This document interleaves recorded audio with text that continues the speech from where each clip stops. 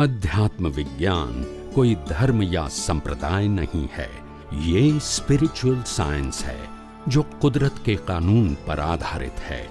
ये विज्ञान पूरे ब्रह्मांड के सभी रहस्यों को उजागर करता है और जीवन के सभी पहलुओं को समझने के लिए एक नई दृष्टि देता है। इसी को आर्ट ऑफ विजन कहते हैं, दुनिया को देखने की एक नई दृष्टि, जो अध्यात्म विज्ञानी परम पूज्य स्वामी श्री कमलेशानंद जी के निर्देशन में सनातन सत्य का अनुसंधान कर हमारे जीवन को प्रकाशित करे।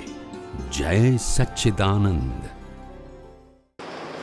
ભારતવર્ષના ઇતિહાસની અંદર અનેક સાધુ સંત સન્યાસીઓએ સમયે સમયે આ ભારતવર્ષની ભૂમિ ઉપર જન્મ લીધો,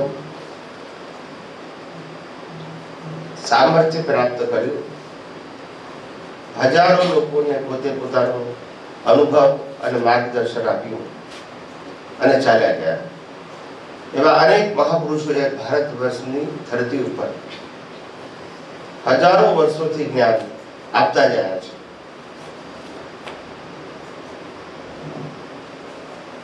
જ્ઞાન એ ભારતવર્ષની પરંપરા છે। ધર્મ એ ભારતવર્ષની પરંપરા છે અને સંસ્કૃતિ એ પણ ભારતવર્ષની પરંપરા છે। વિશ્વની અંદર ધર્મ Recording in progress. અને આધ્યાત્મ અને ત્રીજું સામાજિક જીવન, સામાજિક, ધાર્મિક અને આધ્યાત્મિક, આ ત્રણેય પ્રકારના ડિવિઝન ભારતવર્ષની અંદર સર્વશ્રેષ્ઠ પ્રકારના સતયુગમાં હતા। સંસ્કૃતિ પણ શ્રેષ્ઠ હતી, ધર્મ પણ શ્રેષ્ઠ હતો અને આધ્યાત્મ પણ શ્રેષ્ઠ હતો। સંસ્કૃતિ શ્રેષ્ઠ એટલે માનવતા ઉત્કૃષ્ટ પ્રકારની હતી સતયુગમાં। ધર્મ શ્રેષ્ઠ હતો એટલે કે उत्कृष्ट प्रकारनी साधना करी, संशोधन करी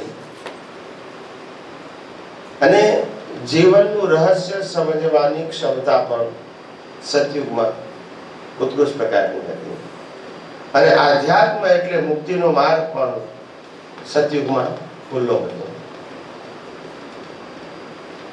કળિયુગની અંદર બધું ડિસ્ટર્બ થઈ ગયું। શું થઈ ગયું? માનવતા ધીમે ધીમે મરી પડવાની। છોકરાઓને મા બાપ રાખવા હોય તો એ મોંઘા પડે છે। પતિ પત્નીને જીવન જીવતા આવડતું નથી અને પોતે બીજાને હેલ્પ કરવી જોઈએ, જે માનવતાનો ગુણ કહેવાય, એ પણ હાલ નબળો પડી ગયો છે। ધર્મની અંદર અનેક પ્રકારના વિભાજનો થઈ ગયા છે। કોણ સાચું કોણ ખોટું કોઈ નક્કી ના કરી શકે। બધું ડિસ્ટર્બ થઈ ગયું છે અને મુક્તિનો માર્ગ હાલ સાયલેન્ટ થઈ ગયો છે। શું થઈ ગયો છે? Inactive mode. એવા સમયની અંદર આ આધ્યાત્મ વિજ્ઞાનની વાત કરવી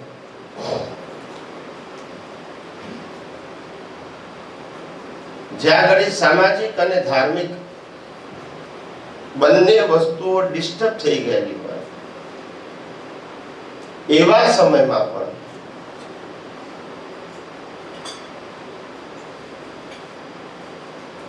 આધ્યાત્મની વાત કરવી આ કળિયુગની અંદર એ સામાન્ય વ્યક્તિ માટે દુષ્કર દુષ્કર દુષ્કર છે।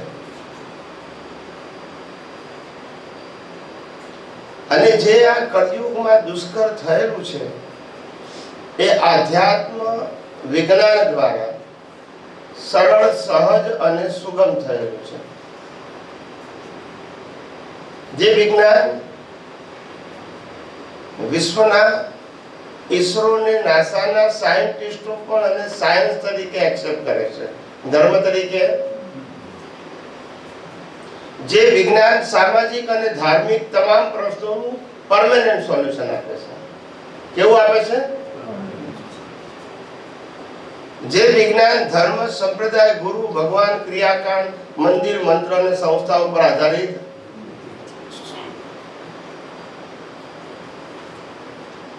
એવું આ આધ્યાત્મ વિજ્ઞાન આપણે સમજવા માટે અહીં ભેગા થયા છે.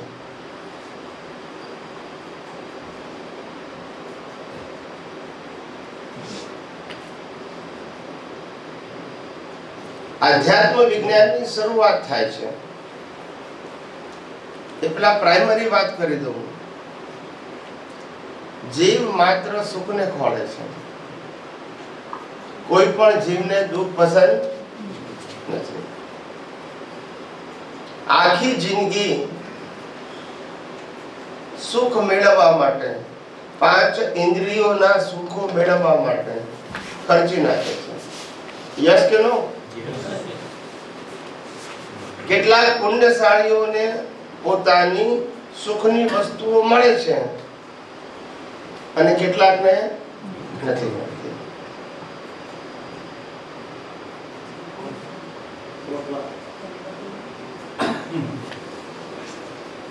મળે છે એ પણ મૂકીને જાય છે, નથી મળતું એનો તો પ્રશ્ન. એટલે આ દુનિયામાં માનેલા સુખ દુઃખને કોઈ લઈ જઈ શકતું બોલતા નથી. માનેલું એ પણ લઈ જાય એટલે પાછા ઝીરો થઈને આવવાનું, ઝીરો થઈને. એટલે આ જીવનમાં આપણે કશું એચીવ કર્યું એ પ્રશ્ન આવતો નથી. વિચાર કરો, મનુષ્યને બુદ્ધિશાળી પ્રાણી કહેવામાં આવે છે,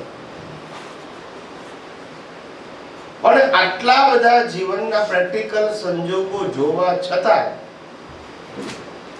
એ વિચારતો જ નથી. એ વિચારતો કે આપણે જે વસ્તુમાં સુખ માનીએ છીએ, આપણી બુદ્ધિથી, કલ્પનાથી, અનુભવથી, એમાં ખરેખર સુખ છે કે નહીં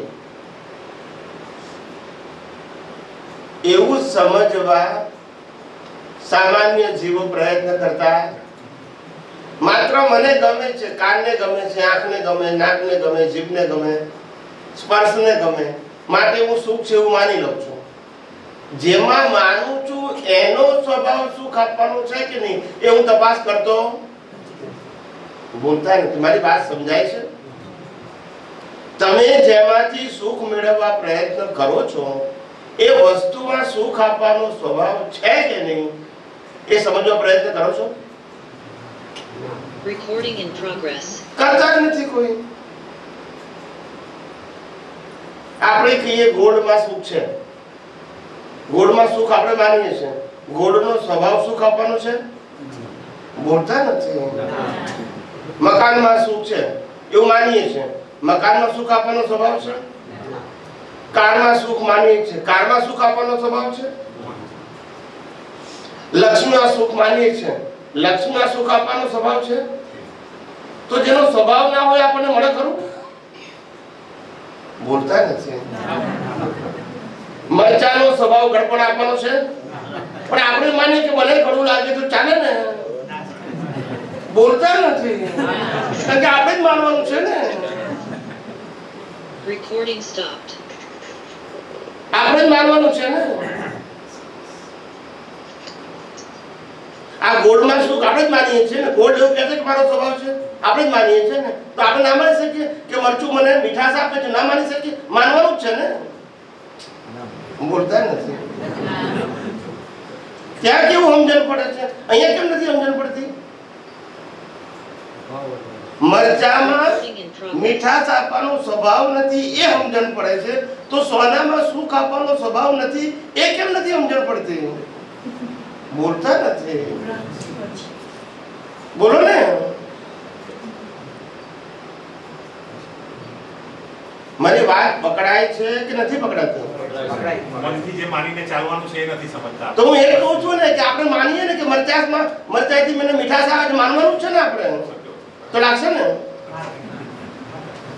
પંચગંગા તો પથરોટ में गंगा वाली बात આવી ગઈ ને. ના પણ એવું બનશે? સરી તમે લીમડો પીને એમ માનશો કે મને તો આમાં સુગરનો અનુભવ થાય? એનો જે ના પણ આપણે માનવું છે તો વાંધો શું છે? ક્યાં ગુણધર્મ આવી ગયો? તો સોનાનો ગુણધર્મ શું કાપવાનો છે? મકાનનો છે? ગાડીનો છે? તો ત્યાં કેમ નથી સમજણ પડતી? બોલતા નથી બધા. બરાબર છે. વસ્તુમાં તો સુખ આપવાનો સ્વભાવ હોવો જોઈએ ને, એમ પૂછું. ખાવાની વસ્તુમાં તો ટેસ્ટ આપવાનો સ્વભાવ છે. આપણે માનીએ કે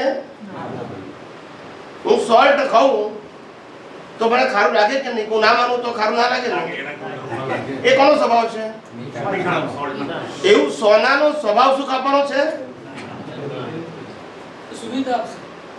હું સુખ શબ્દ બોલું છું.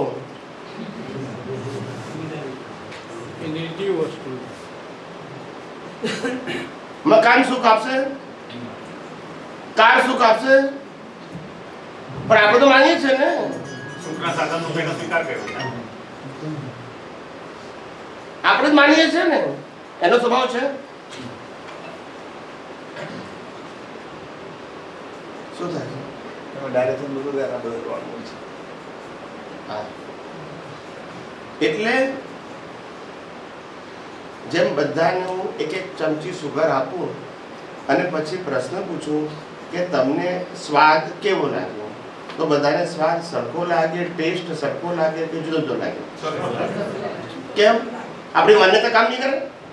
સુગરનો ગુણધર્મ મીઠો છે ને. સુગરનો ગુણ ત્યાં સમજણ પડે છે, સોનાનો ગુણધર્મ સુખ આપવાનો નથી, એ સમજણ નથી પડતી. એટલા માટે તમારી પાસે બેઠા. નહીં, હું પાયાની વાત કરવા માંગુ છું. જેનો સ્વભાવ જ સુખ આપવાનો નથી, એમાંથી આપણને સુખ મળશે?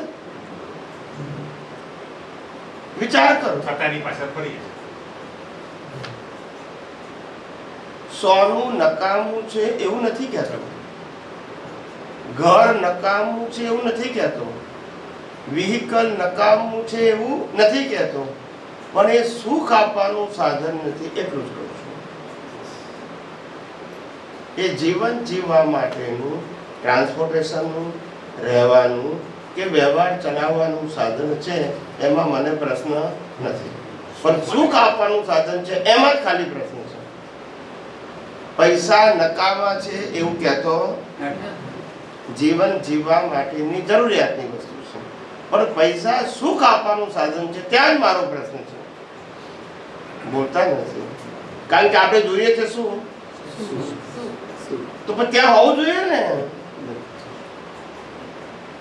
મારી પાસે બેસતી નથી.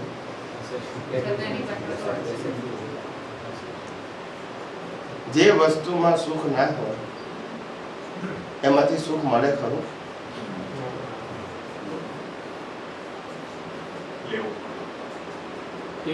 સ્વીકારીએ છીએ તેનું કારણ શું? ના, એ પછી કહું છું, પણ પહેલા મુદ્દો તો સમજો એકડો કે એમાં સુખ આપવાનો સ્વભાવ છે કે નહીં, પેલા પાયો તો સમજો. અત્યાર સુધી તો આપણે સમજ્યા જ નથી. જે નથી સમજ્યા એ સમજાવવા આવ્યો છું, સમજેલા સમજાવું નથી આવ્યો. જે તમે નથી સમજ્યા એટલું હું સમજાવવા આવ્યો છું. વિચાર કરો. હસબન્ડને વાઈફમાં શું લાગે, વાઈફને હસબન્ડમાં સુખ લાગે, મા બાપને છોકરામાં લાગે, છોકરાને મા બાપમાં લાગે. કોઈનામાં સુખ હોય? આપણે હિસાબ પૂરવા કરવા આવ્યા છે કે સુખ લેવા આવ્યા છે? અને માનીએ છીએ સુખ ના હોય ત્યાં સુધી બાધા રાખે. આવે તારે કે શું કરીએ ભાઈ, હવે કેમ જતો રહેશે? ઇન્ટરનેટ તમે જે બંધ કર્યો છે મેં વિડિયો, એ અવાજ ઠીકથી નથી આવતો ને એટલે. Okay okay, sorry, no problem, please continue of it. Okay, એટલે મારો કહેવાનો મતલબ પેલા પાયાની વાત સમજો કે જીવ માત્ર સુખને ખોળે છે એ પહેલો પ્રશ્ન. બીજો પ્રશ્ન સુખ ક્યાં છે? ત્રીજો પ્રશ્ન સુખ કેવી રીતે છે ત્યાંથી મેળવવું. યસ કે નો? આ દુનિયામાં આ 5 સેન્સીસથી આપણે જે કંઈ પણ અનુભવીએ છીએ, ભોગવીએ છીએ, વાપરીએ છીએ, ઉપયોગ કરીએ છીએ, એમાં કોઈ પણ વસ્તુનો સ્વભાવ એવો છે કે જે સુખ આપે. રિપીટ કરું છું પ્રશ્ન. 5 સેન્સીસ બરાબર, 5 ઇન્દ્રિયથી જે ભોગવીએ છીએ, અનુભવીએ છીએ, એવી કોઈ પણ વસ્તુ કે વ્યક્તિમાં સુખ આપવાનો સ્વભાવ છે? તો દાખલો આપો.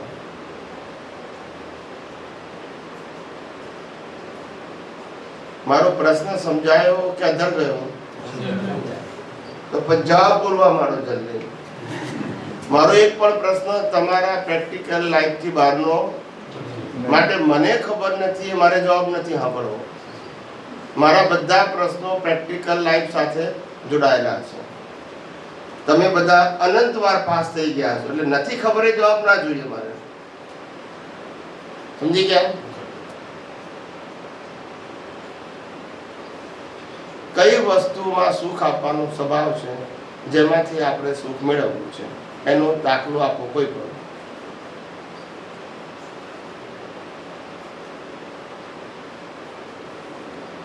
ઇન્દ્રિયની દ્રષ્ટિએ જઈએ, કોઈ વસ્તુ જોઈએ અથવા સાંભળીએ અથવા સૂંઘીએ તો જે તે વસ્તુ સમજો કે સુગંધ અને દુર્ગંધ બેની વચ્ચેનો જે તફાવત છે, એમાં સુગંધ આપણા શરીરને અથવા આપણા મનને ગમે છે અને દુર્ગંધ છે ગમતી નથી, એનો આપણે ભેદ કાઢી શકીએ છીએ. તો ત્યાં આગળ સુખ અને દુઃખની બે વસ્તુઓનું આપણે અનુસંધાન કરી શકીએ.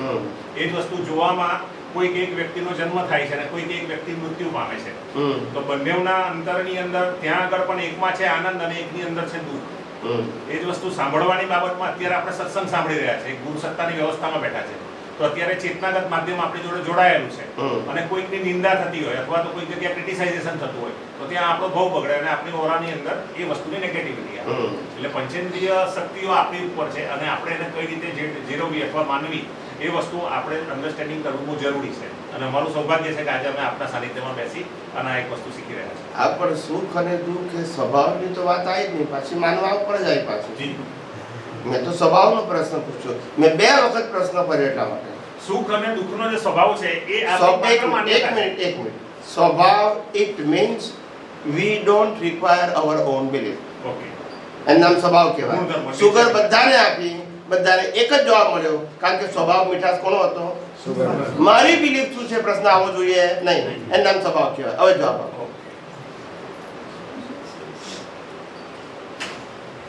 મારી બિલીફ, મારે માનવાનું એ પ્રશ્ન આવે ઇટ મીન્સ બિલીફ. હું બિલીફની વાત કરતો નથી. ગુણધર્મમાં એ સુખ જોવાનું. હા તો બતાવવાનું, પણ મને દાખલો જ જોઈએ, ખાલી એક જ દાખલો મેં પૂછ્યો. આપણે આ દુનિયામાંથી સુખ તો જોઈએ છે પણ છે ક્યાં? કઈ વસ્તુનો સ્વભાવ સુખ આપવાનો છે એનો મારે જવાબ જોઈએ છે. એટલે બધી દોડધામ ખોટી છે. હું એવું ક્યાં કહું છું?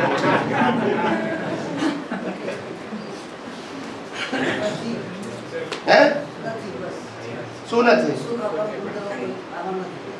કોઈ નામ નથી. ત્યાં બેન કે છે કોઈ નામ નથી. હવે તમે બધા શું કહો? બોલો. અમને તરસ લાગી હોય અને પાણી પીએ તો આપણે સારું લાગે. પાણીનો ગુણધર્મ આ બોલવાનો પણ છે અને કોઈ તરસ છુપાવવાનો પણ છે અને સૃષ્ટિનું સર્જન કરવાનો પણ છે, એ એનો ગુણ છે. પાણી પેટમાં ભરી જાય તો ઉપર જાય બી ખરો. હા, બધું બોલો ને. જીવ પણ બચાવી શકે અને મારી પણ શકે. બોલો તો પછી બધું બોલી નાખો. એટલે એનો ગુણધર્મ સુખ આપવાનો સાબિત નથી થતો.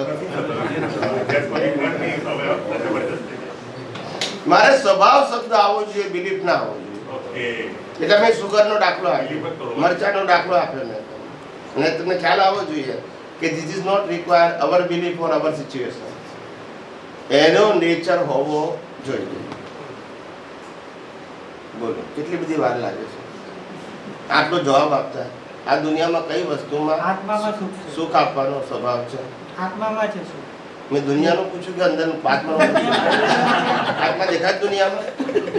મારી પાસે 5 ઇન્દ્રિયા પૂછ્યું, દુનિયાએ પૂછ્યું, પાછું આત્મા લાયા. આપણે જિંદગી મહેનત કરી આત્માના સુખ માટે. જે કરતા હોય એ પૂછો ને, કાલ્પનિક જવાબ આપવાનો મતલબ શું છે? કાલ્પનિક જવાબ જે આપણે માનતા હોઈએ, સમજતા હોય એ જ જવાબ આપવાનો હોય ને. કાલ્પનિક જવાબ આપીને શું મતલબ છે? આજે હું તમને કહું તમે આમાં સુખ છે એવું માનો છો, તો તમારે જવાબ આપવો પડશે કે આમાં હું સુખ માનું છું, તેના માટે હું પ્રયત્ન કરું છું. નથી કરતા તમે ખાલી કલ્પનાનો જવાબ છે. ફેક્ટ હોય તો પ્રયત્ન કરો કે ના કરો? તમે સોનામાં સુખ માનતા હોય તો સોનું મેળવવા પ્રયત્ન કરો કે ના કરો? પણ તમે કોઈ જવાબ આપો તો પ્રયત્ન કરતા નથી, મીન્સ જવાબનો કોઈ વેલ્યુ ખ્યાલ આવે ને? તર્ક છે ખાલી. તમે જેની અંદર સુખ માનો છો એનો પ્રયત્ન પણ તમારા જીવનમાં હોવો જોઈએ, તો તમે સાચી માન્યતા વાળા છો. નહીં તો ખાલી તર્ક કરો છો. તર્કનો કોઈ મતલબ પ્રેક્ટિકલ હોવું જોઈએ. સમજાય છે? આ દુનિયામાં કોઈ પણ વસ્તુ કે વ્યક્તિમાં કે અવસ્થામાં સુખ આપવાનો સ્વભાવ નથી, તેમ દુઃખ આપવાનો પણ સ્વભાવ નથી. સુખ દુઃખ એ દરેકની વ્યક્તિગત કલ્પના છે, વ્યક્તિગત. પણ કર્મનો ભોગવટો કમ્પલસરી છે. ટાઇટલ તમારે આપવાનું. રામને વનવાસ જવું પડે, એને દુઃખ ના લાગે. 12-14 વર્ષ જાય તો તમને એક દિવસ કાઢી મૂકે તો દુઃખ લાગે. This is your belief. કાઢી મૂકવું એ સુખ છે કે દુઃખ છે તમારી કલ્પના છે, પણ કાઢી મૂકવું એ હિસાબ છે, અને સુખ દુઃખ તમારી કલ્પના. બોલતા નથી. હું હકીકતની વાત કરવા માંગુ છું, કલ્પનાની વાત કરવા માંગતો. એક વ્યક્તિ કે લગ્ન કરવામાં સુખ છે ને બીજો કે લગ્ન કરવામાં સુખ, બસ તો બિલીફ છે. હકીકત એક કે છોકરા ના હોય તો દુઃખી છે, બીજા કે હોય તો દુઃખી છે, આ બિલીફ છે. હકીકત એક કે છે પૈસામાં સુખ છે, બીજા કે છે પૈસાને સ્પર્શ પણ કરતા, તો પછી બિલીફ છે. સુખ નથી, નકામાય નથી, અને સુખ પણ વ્યવહાર ચલાવવા માટે જરૂરી છે. સુખનું સાધન નથી. આપણો સેન્ટર પોઈન્ટ સુખ છે. જરૂરતની વાત કરતા આ દુનિયામાં એક પણ વસ્તુ એવી નથી કે જેનો સુખ આપવાનો સ્વભાવ હોય. એવી એક વ્યક્તિ પણ નથી કે જેનો સુખ આપવાનો સ્વભાવ હોય. એવી એક અવસ્થા નથી કર્મના ભોગવાટાની કે જેમાં સુખ આપવાનો સ્વભાવ હોય. અને અનાદિકાળથી સુખ માટે ભટકી રહ્યા છે, કારણ કે છે નહીં અને માનીએ છીએ એટલે મળતું નથી. અને માનેલું સુખ માન કરીએ તો પાછું મૂકીને એટલે પાછા 0 થઈને એ પણ એચિવમેન્ટ. વિચાર કરો કેવી ટ્રેજેડી છે. બુદ્ધિશાળી માણસોને પણ સામાન્ય બુદ્ધિનું જ્ઞાન ના હોય.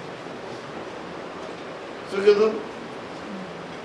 બુદ્ધિશાળી માણસો, એજ્યુકેટેડ માણસો, થિંકર માણસોને સામાન્ય બુદ્ધિનું જ્ઞાન ના હોય.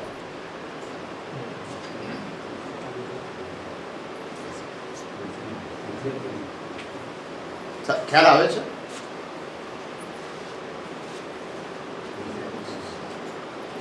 એટલે અનાદિકાળથી જીવ ભટકી રહ્યો છે સુખ માટે.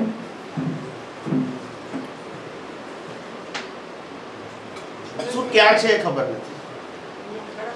સત્તા, સંપત્તિ, સંબંધ, સાધનોમાં સુખ નથી. એ વ્યવહાર ચલાવવા માટે છે સુખના સાધન.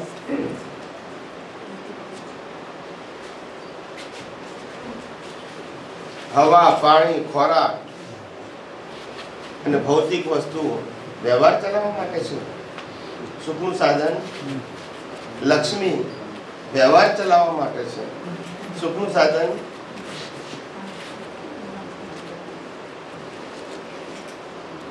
પ્રશ્ન એ છે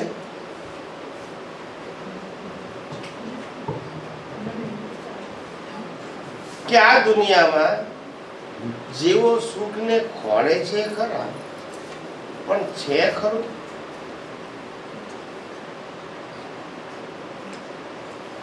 છે ખરું એ પ્રશ્ન છે. સુખ એટલે કેવલ કલ્પના જ છે. સુખ એ કલ્પના પણ છે, સુખ એ હકીકત પણ છે. કલ્પના ત્યારે છે અજ્ઞાન છે, હકીકત ત્યારે છે સનાતન સત્ય છે.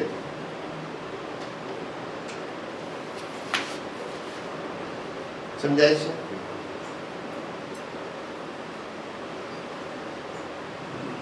અજ્ઞાન છે તો કલ્પના છે, વિજ્ઞાન છે તો હકીકત છે.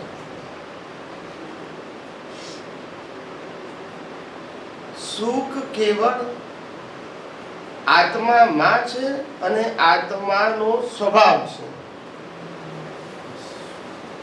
માટે કહેવાય છે હું અનંત સુખ વાળો એવો શુદ્ધાત્મા.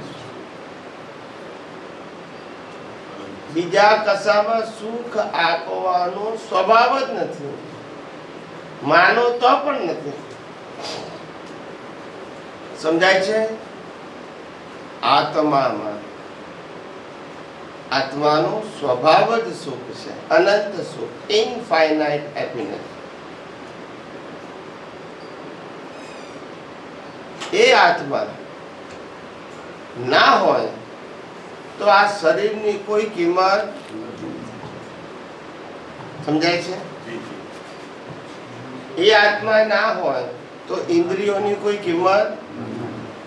એ આત્મા ના હોય તો સત્તા, સંપત્તિ, સંબંધ, સાધનની કોઈ કિંમત.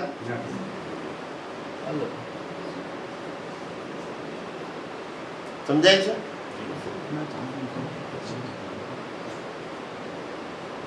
હવે પ્રશ્ન એ થાય છે કે આત્મામાં સુખ છે એવું માની લઈએ,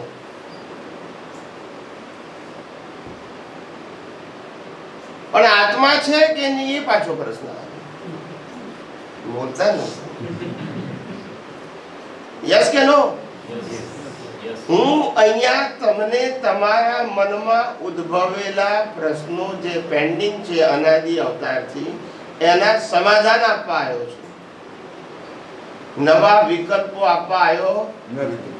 તમે જે વિકલ્પી થઈ ગયા છો કારણ કે આન્સર મળતો નથી, તે નિર્વિકલ્પી બનાવવા આવ્યો છું.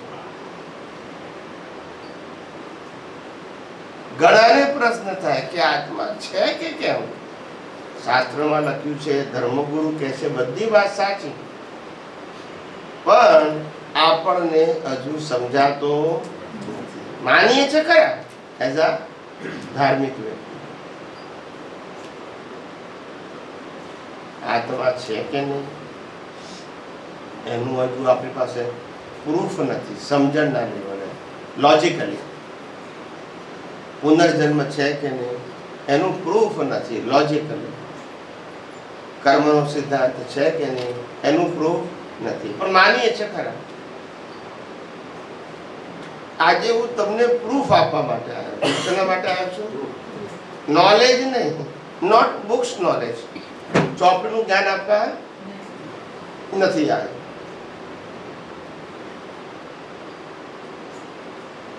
અનુભવનું જ્ઞાન આપવા આવ્યો છું. અનુભવનું જ્ઞાન એટલે જે હું રિયલાઇઝ કરું છું એ એક્સપ્લેન કરવા આવ્યો છું.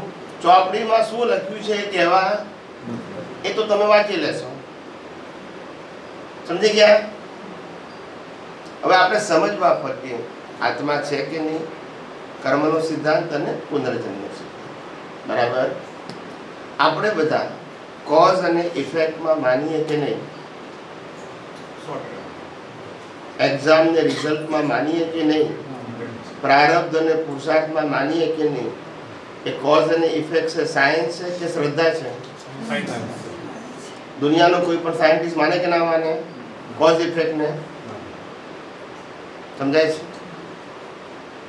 કોઈ પણ ઇફેક્ટ કોઝ વગર હોય અને કોઈ પણ કોઝની ઇફેક્ટ ના હોય એવું હોય?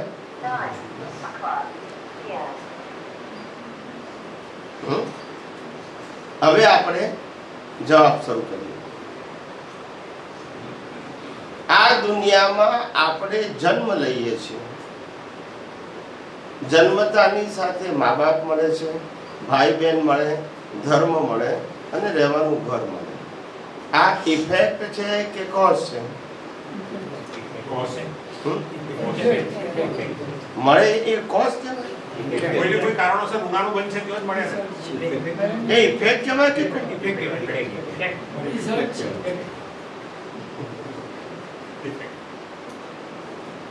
જન્મતાની સાથે મા બાપ મળ્યા, ભાઈ બહેન મળ્યા, રહેવાનું ઘર મળ્યું, ધર્મ મળ્યું, એ ઇફેક્ટ છે.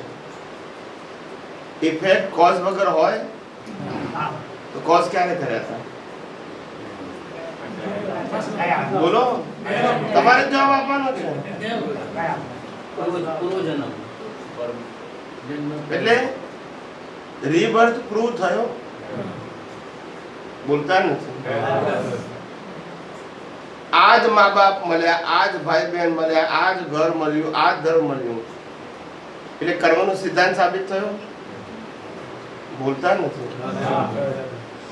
આ રેન્ડમ મળ્યું કે કર્મના હિસાબથી મળ્યું? એટલે બે વસ્તુ પ્રૂવ થઈ ને, પુનર્જન્મ, કર્મનો સિદ્ધાંત. આત્મા સાબિત થયો?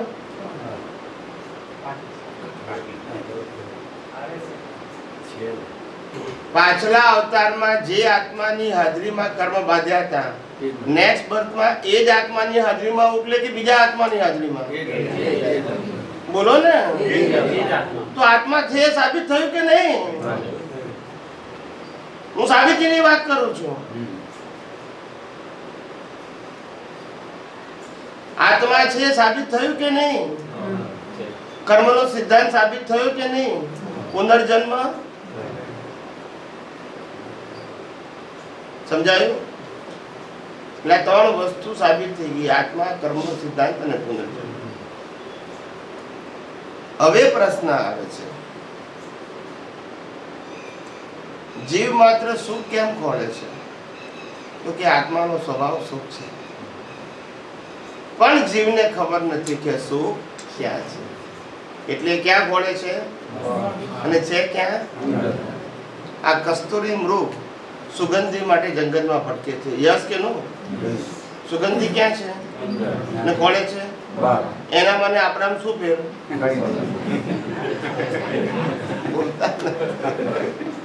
હરકું છે ને? વિચાર. આટલી વાત સમજાઈ? હવે આગળ વધુ. હવે વાત કરીએ શરીરની.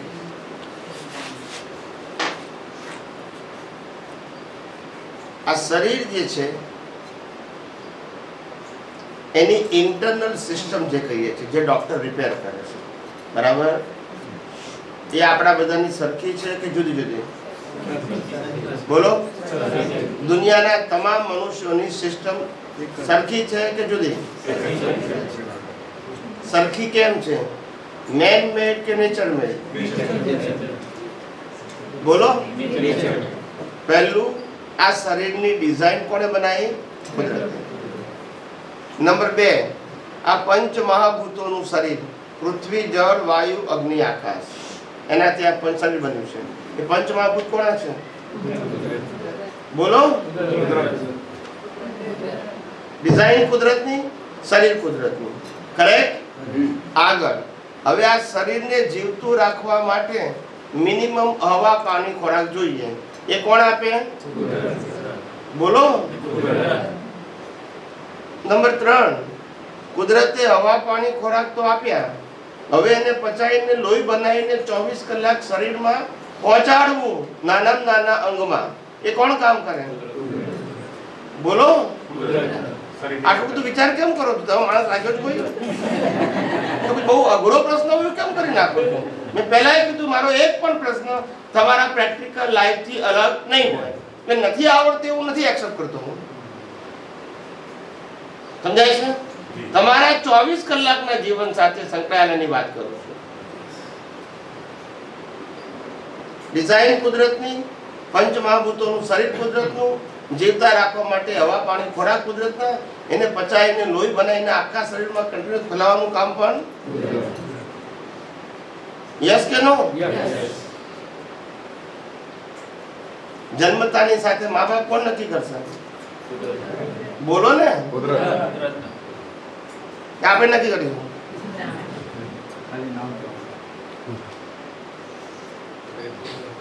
કુદરત. જીવનમાં સુખ દુઃખ ભોગવવાના જે સંજોગો આવે છે એ સંજોગો કોણ ઊભા કરે છે? બીજો જવાબ હોય તો કહેજો, કોપી ના કરશો. ઝેરોક્સ કોપી 50 ના 2 રૂપિયા થઈ ગયા છે. કોપી ના કરશો. જીવનમાં સુખ દુઃખના સંજોગો કોણ ઊભા કરે છે? કે આપણે ઊભા કરીએ છીએ? મારો પગ ભગી જાય આપણે ઊભો કરીએ, મારું ખીચું કાપી જાય આપણે ઊભું કરે, પ્રમોશન ના મળે આપણે ઊભું કરીએ છીએ. પણ વિચારોના માધ્યમથી તો ક્રિએશન પોતાનું જ હોય ને. હું નક્કી કરું કાયદે મારું ખીચું કાપી જાય જે પગમાં વેમ લઈને ચાલતો હોય કોઈ બી વ્યક્તિ અને એ વસ્તુ થઈને રહે છે, એ થતો અનુભવ એટલે દરેક ખીચું કાપવું છે, કપાય કપાય બોલીએ કપાઈ જાય એવું. એટલે કોઈ ઘટનાઓ જોઈને માણસની અંદર એક કોઈ કે બધી ઘટના? ઘણી બધી ઘટનાઓમાં આવું વસ્તુ થતા જ હોય છે. ઘણી ઘટનાઓ કોઈ જોઈ અને કોઈ વિચારિક બાબતમાં વારંવાર કોઈને ભય અને ડર હોય અને એ ડરના માધ્યમથી એ વ્યક્તિ કાયમ એ વસ્તુને ભય અનુભવતો હોય એટલે થોડાક સમય પછી એ એક્ટિવિટી એની પાસે એ વસ્તુ મોજૂદ થઈ જાય છે. એટલે ઘણા બધા લોકો કુમાર હોય ત્યાં ભણવાના ઘણા બધા માટે વિચાર કરે છે, પણ થતું નથી. ક્રિએશન તો ખરું કે સાહેબ, ક્રિએશન તો ખરું કે આપણે કરીએ છીએ. વિચારોથી ક્રિએશન થાય ને દરેક વસ્તુમાં. વિચાર કોણ આવે? એ બધું કહું છું ધીમે ધીમે. Recording in progress. તમે વિચાર કરો, ડિઝાઇન કુદરતની, શરીર કુદરતનું, Recording stopped. જીવવા માટે હવા પાણી ખોરાક કુદરતના, એનાથી પચાવીને બ્લડ બનીને શરીરમાં પહોંચવાનું કામ કુદરતનું. વિચાર કરો, આપણો રોલ આ મનોરંજન કાયમાં ક્યાં છે? એ તો ટોટલી સિસ્ટમ મને તો વિચાર બોલે આ મન ના આવી ગયું? મન જુદું છે, સમજાય છે કે નહીં? એટલે કે જન્મ, જીવન અને છેલ્લે શ્વાસ બંધ પણ કોણ કરે છે? કઈ જગ્યાએ શરીરના કયા ભાગમાં આપણે છીએ અને આપણો કંટ્રોલ છે એ બતાવો. Recording in progress. રાખવાની જરૂર છે. હા, ઇન્દ્રિયો પર કંટ્રોલ રાખવાની જરૂર છે. મારા 2 પ્રશ્નોનો જવાબ આપો કે શરીરના કયા ભાગમાં આપણે છીએ અને આપણો કંટ્રોલ છે. આ 2 જવાબ આપો. શરીરના પર આપણો ક્યાં, આપણે ક્યાં છીએ અને આપણો કંટ્રોલ ક્યાં છે એ પૂછું છું, પ્રશ્ન પૂછું છું.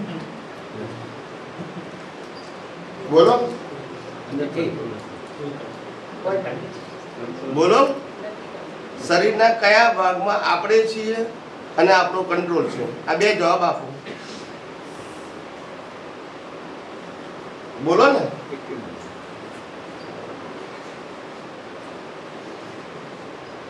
આ શરીરમાં કોઈ જગ્યાએ આપણે છીએ, આપણો કંટ્રોલ છે?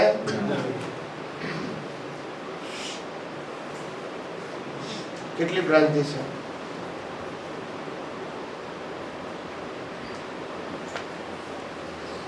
કેટલી ભ્રાંતિ છે?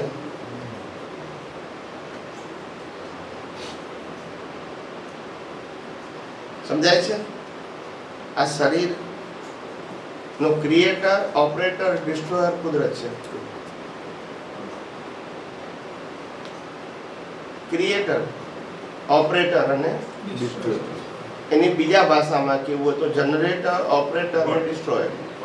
એનું શોર્ટ ફોર્મ GOD. સમજી ગયા? જનરેટર, ઓપરેટર અને ડિસ્ટ્રોયર કોણ છે? જેનો જનરેટર, ઓપરેટર, ડિસ્ટ્રોયર કુદરત હોય એમાં આપણે ક્યાં છીએ? બોલતા જ નથી. એમાં આપણે ક્યાં છીએ?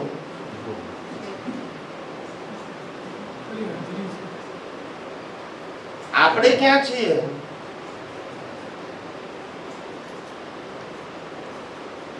કારણ કે જે કુદરતનું છે એ તો કુદરત લઈ લેશે.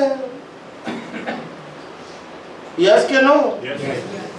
શરીર કુદરતનું છે તો કુદરત છેલ્લે આ શરીરને જે સત્તા, સંપત્તિ, સંબંધ, સાધન પણ કુદરત આપે છે એ છેલ્લે તો પછી આપણું શું છે ને આપણે ક્યાં છીએ?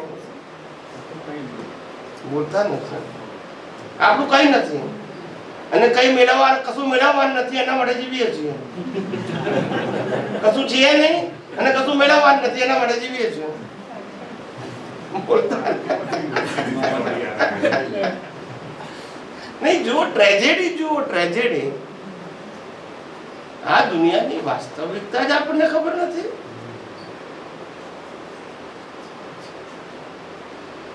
સમજાય છે? વાસ્તવિકતા જ ખબર નથી.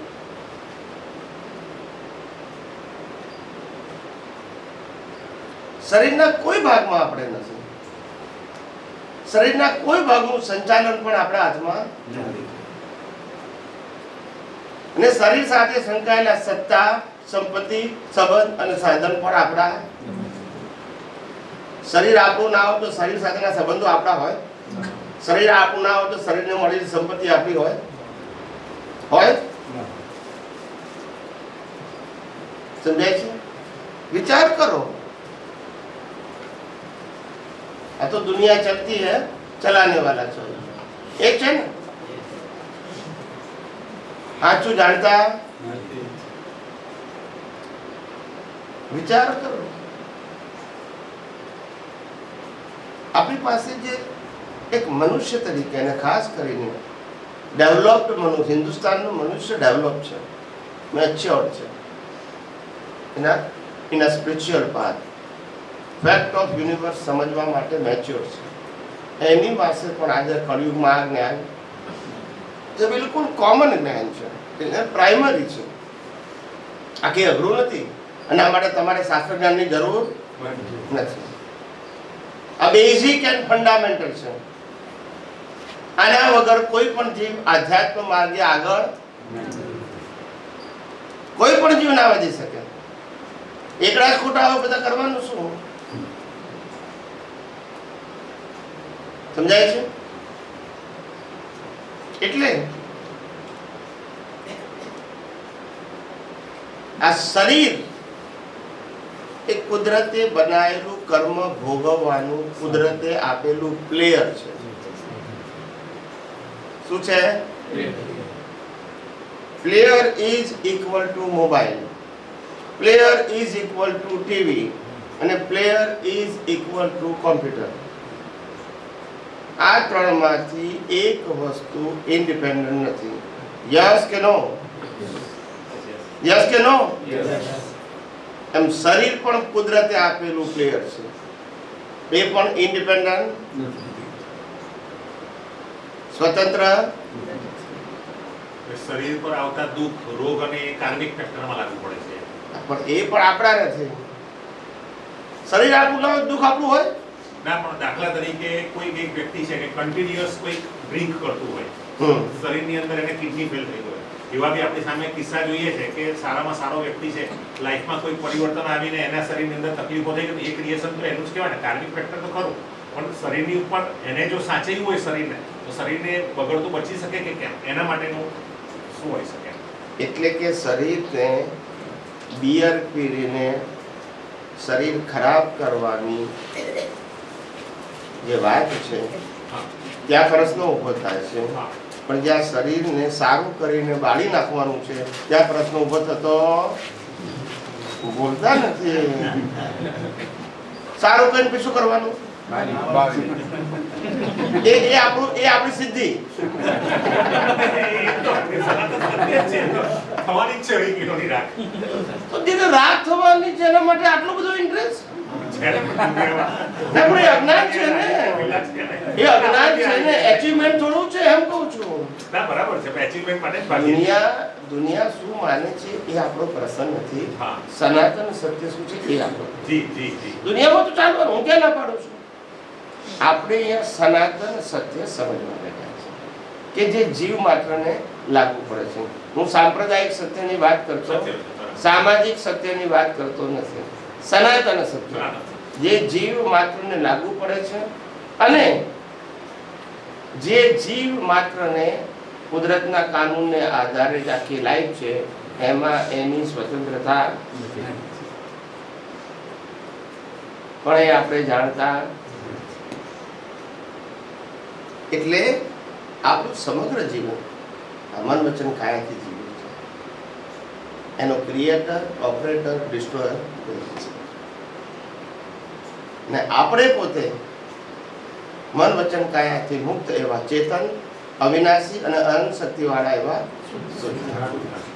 આપણે ને શરીરને કોઈ લેવા દેવા નથી, પણ શરીર કુદરતે એટલા માટે આપ્યું કારણ કે તમારો પુરુષાર્થ શરીર સાથે સંકળાયેલો હતો. પાછલા અવતારમાં રાગ, એના રાગદ્વેષ કર્યા એનું આ ફળ છે.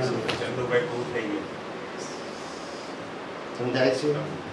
આત્મા પાસે તો ચોઈસ છે નહીં, કારણ કે કુદરતનો કાનૂન છે, જે આત્માની હાજરીમાં કર્મ બંધાય એ જ આત્માની હાજરીમાં કર્મ મોકલે. એટલે એની પાસે ચોઈસ. એકવાર આજની હાજરીમાં કર્મ બાંધ્યા તો પછી ભોગવવા માટે પણ આત્માએ તો જવું જ પડશે. આત્મા ના હોય તો કર્મ બંધાય ના, આત્મા ના હોય તો કર્મ ભોગવાય. તો બાંધવા અને ભોગવવા માટે આત્માની હાજરી અને અનિવાર્ય છે. સમજાય છે? એની પાસે કોઈ ચોઈસ, આત્મા પાસે ચોઈસ નથી. એમ શરીર પાસે પણ ચોઈસ, કારણ કે શરીર કર્મ ભોગવવાનું સાધન છે. એની પાસે ચોઈસ હોય નથી. આત્મા પાસે ચોઈસ નથી, શરીર પાસે ચોઈસ. તો સ્વતંત્રતા કોની પાસે છે?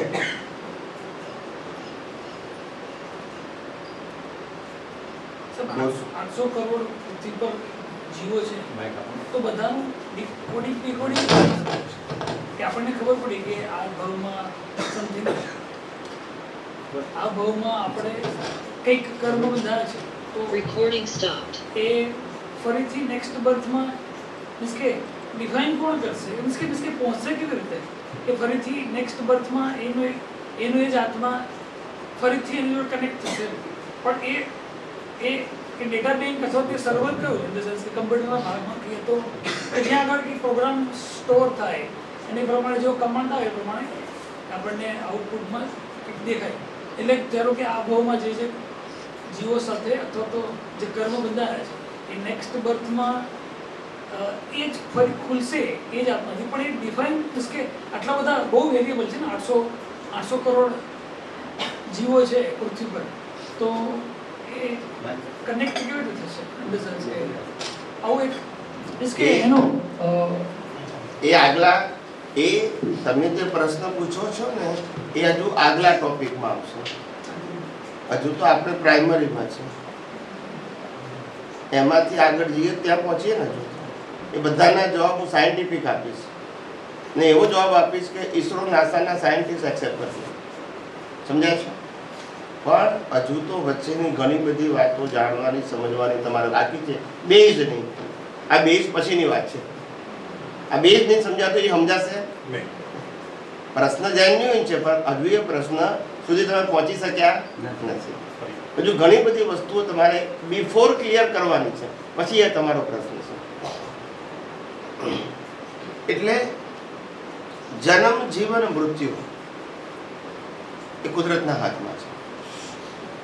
એટલે મન, વચન, કાયા કશું પોતાની મરજીથી કરી શકે નહીં, કારણ કે પ્લેયર છે. પ્રોગ્રામ ગયા અવતારમાં અને પ્લેયર આ અવતારમાં પ્લે કરે છે. એની પાસે ચોઈસ નથી. ક્યારે જન્મવું, ક્યારે જીવવું, ક્યારે મરવું, કોઈ ચોઈસ. ક્યારે સુખ ભોગવવું, ક્યારે દુઃખ ભોગવવું, કેટલા શ્વાસ લેવા, એની પાસે ચોઈસ. ક્લિયર છે? અને આત્મા છે એ પોતે ચેતન, અવિનાશી, અનંત સત્યવાળો છે. એને કોઈ કશાની જરૂર. Recording in progress. તો પછી નવા કર્મો કેવી રીતે બંધાય, જેને કારણે નવી લાઈફ મળે.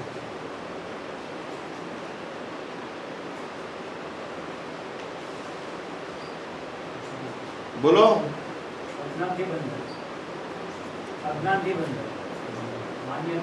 અજ્ઞાનનો શબ્દ ક્યાં આવી ગયો?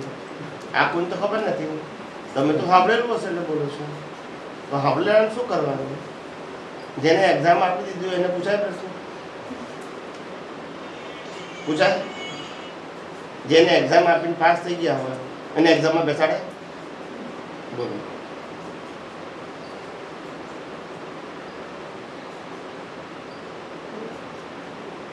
બોલો. નવા કર્મો કેવી રીતે બંધાય?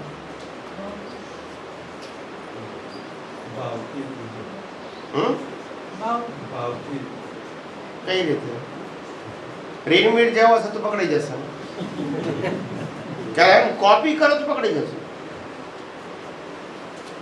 સામેવાળા આત્માને દુઃખ પહોંચે તો એક કનેક્શન ડેવલપ થશે. શું? હા, શું સુખ ક્રિયાથી કરેલા સુખ દુઃખ આપવાની સ્વતંત્ર શક્તિ શરીર પાસે છે. હું પૂછું એનો ટૂંકો ટચ જવાબ આપો.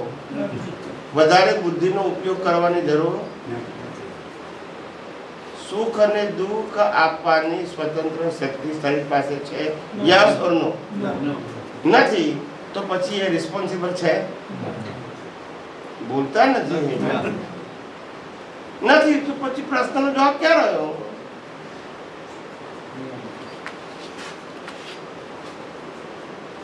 અત્યારે આપનો સત્સંગ સાંભળ્યું તો ભાવ કર્મનું જબરદસ્ત એવું ના ચાલે. એટલે ક્રિયાથી કર્મ બંધાય છે. ક્રિયા કામ કર્યું એ ભાવથી. ક્રિયા કરવાની સ્વતંત્ર શક્તિ મન વચન કાયા પાસે છે. કોઈ કર્મ બંધાય? એ બોલો તો વિચારીને બોલો ને. હું ક્યાં ના પાડું? જે બોલવું એ બોલો. પણ જે બોલો એના માટે તમે જવાબદાર છો એમ બોલજો. રેન્ડમ નહીં બોલવાનું. છે કોઈ નથી?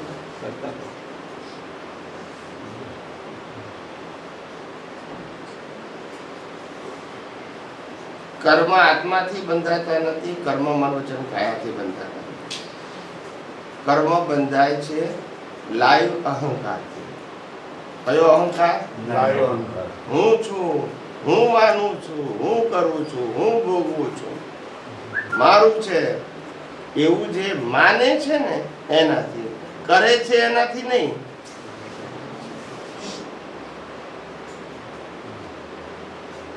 કરે છે એનાથી, માને છે એનાથી. સમજાય છે? એ જ અજ્ઞાન. હું કરું એ કરે છે કોણ એ સમજે તો ઉકલે ને સમજાતું નથી. કર્મ કરનારો લાઈવ ઈગો છે. એનું બીજું નામ લાઈવ પ્રતિષ્ઠિતા. એ જેવી પ્રતિષ્ઠા કરે રાગ દ્વેષથી, માલિકી ભાવથી, કર્તા ભાવથી, ભોગતા ભાવથી, દેહાધ્યાસથી, એ બધી પ્રતિષ્ઠા એ નવા કર્મ બનાવે છે. એક કર્મને કોઝ કહેવાય અને આખા લાઈફના બંચ ઓફ કર્મને કોઝલ બોડી કહેવાય. શું કહેવાય? Causal body. એ કોઝલ બોડીને આધારે કુદરત ઇફેક્ટ બોડી આપે. પછી મનુષ્યનું આપે, પ્રાણીનું આપે, નરગતિનું આપે કે દેવગતિનું આપે. As per your causal body, they give you the effect body. You have no right to decide it your next birth. Nature will decide it as per your exam. સમજાય છે? સમજાય છે બધાને? ચાલુ છે.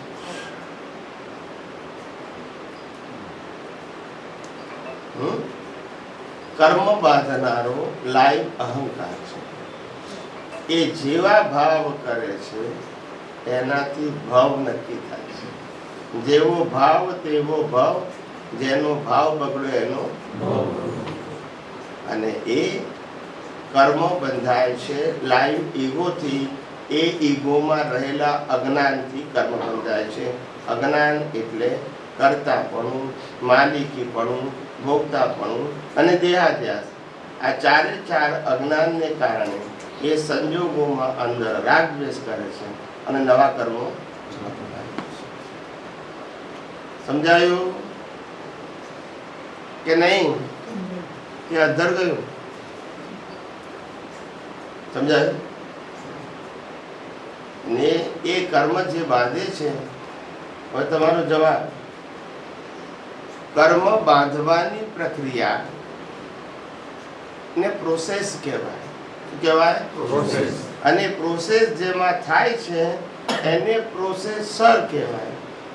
બોલતા નથી. પ્રોસેસર. એ પ્રોસેસર એટલે મન, બુદ્ધિ, ચિત્ત, અહંકાર. મન, બુદ્ધિ, ચિત્ત, અહંકાર લાઈવ છે is a processor to create the new cause. મન બુદ્ધિ ચિત્ત અહંકારમાં જેવા ઇન્ટેન્શનથી તમે ભાવ કરો છો એની પ્રોસેસ થઈ અને સ્પીચ અને એક્શનનું પ્રોડક્શન થાય છે. બીજ સમજાય છે? સ્પીચ અને એક્શનના બીજનું પ્રોડક્શન થાય છે. આઉટપુટ ખ્યાલ આવે ને? પ્રોસેસનું આઉટપુટ સ્પીચ અને એક્શનના બીજ. એ આખા લાઈફમાં સ્પીચ અને એક્શનના બીજ જે છે એને કોઝલ બોડી કહેવાય. અને પ્રોસેસર છે અહીંનું ચાર્જ પ્રોસેસર નેક્સ્ટ બર્થમાં ડિસ્ચાર્જ તરીકે કામ કરે છે. ડિસ્ચાર્જ એટલે ઓટોમોડ. જે પ્રોસેસ થઈ છે અહીંયા મિકેનિકલ થાય છે, અહીંયા એક્ટિવ મોડમાં છે, અહીંયા આગળ મિકેનિકલ મોડ છે. સમજાઈ ગયું?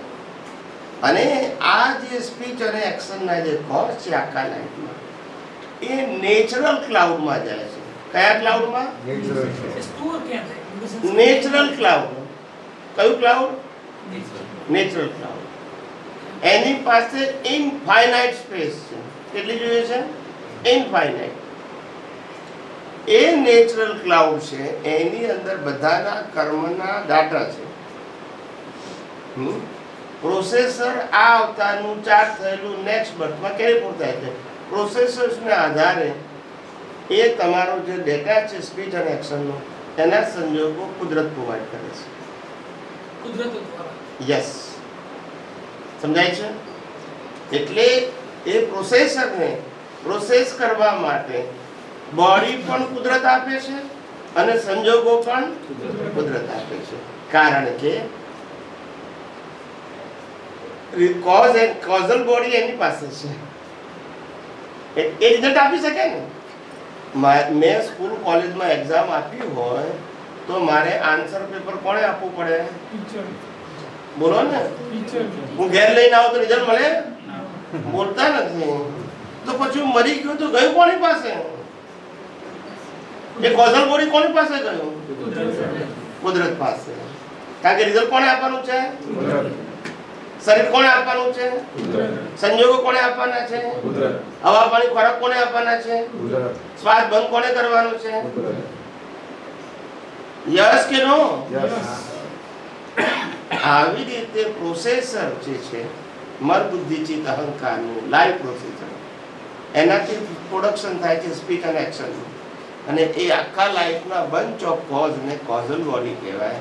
એ કોઝલ બોડી કુદરતના ક્લાઉડમાં જાય છે અને ક્લાઉડની અંદરથી કુદરત ઇન્ડિવિડ્યુઅલ ડાટા પ્રમાણે રિઝલ્ટ આપે છે.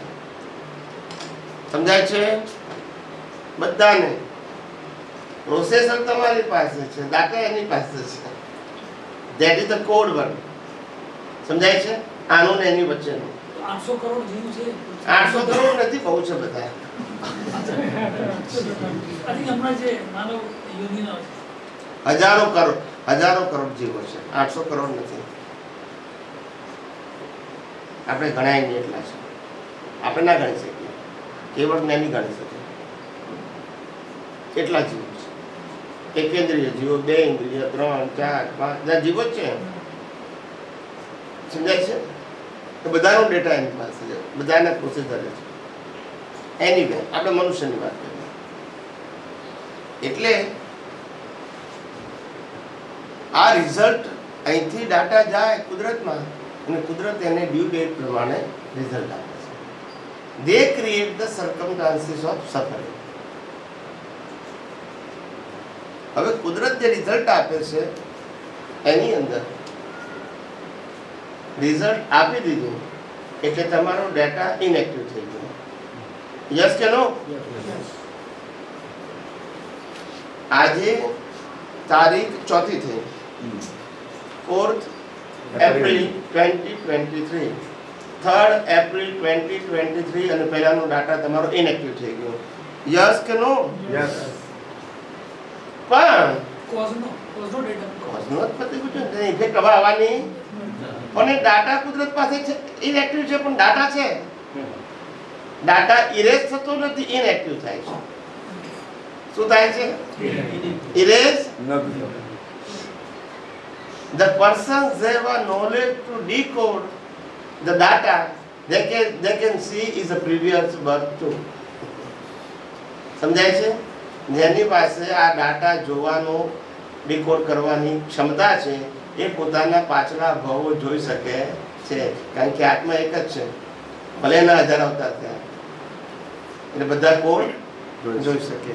ડીકોડ કરતા આવડવું જોઈએ. ડાટા છે બધો, એ ક્યારે ઇરેઝ થતો નથી. એક્ટિવ ફોર્મનું રિઝલ્ટ આવે એટલે ઇનએક્ટિવ થઈ જાય, પણ ડાટા તો સેવ થયેલો છે. સમજાય છે કે નહીં? આ તમને આજનું સાયન્સ કહું છું. આ રામાયણ, મહાભારત, ગીતામાં, વેદાંતમાં, આગમમાં ના આવે. બોલતા નથી. આવે? આ બધી વાતો આવે? હવે તમે એમાં કોણ છો? છે જ નહીં તો પછી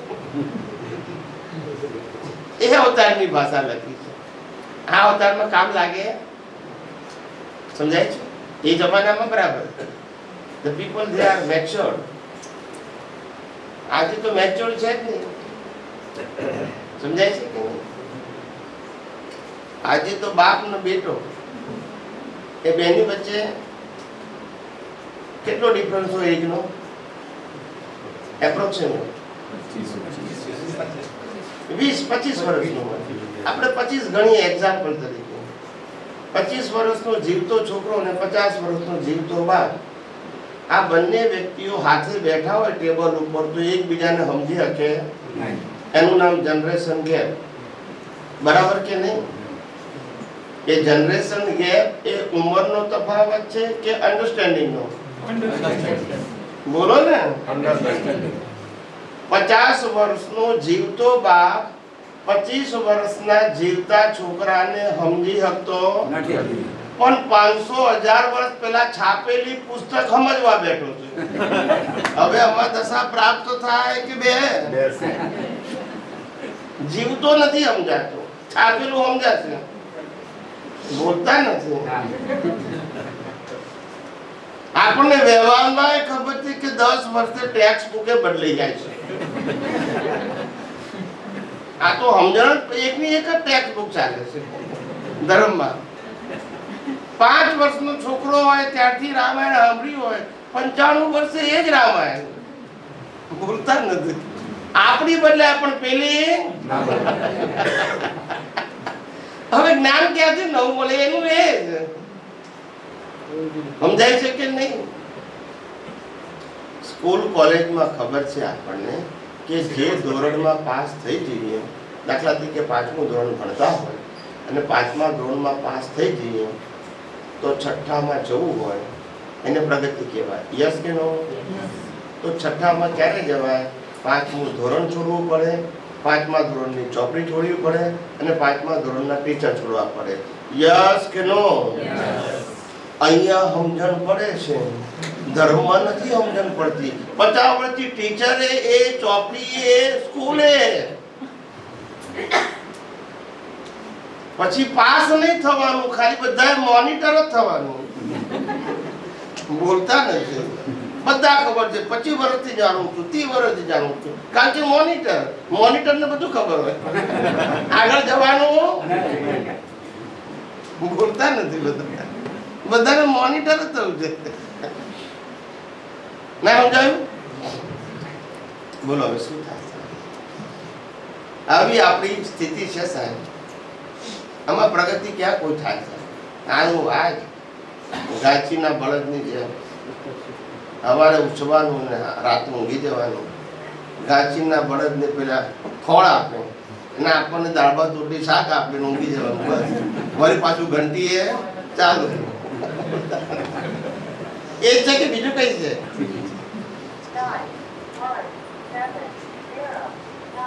સમજાય છે? આનું વાત છે સર, બીજું કશું નથી.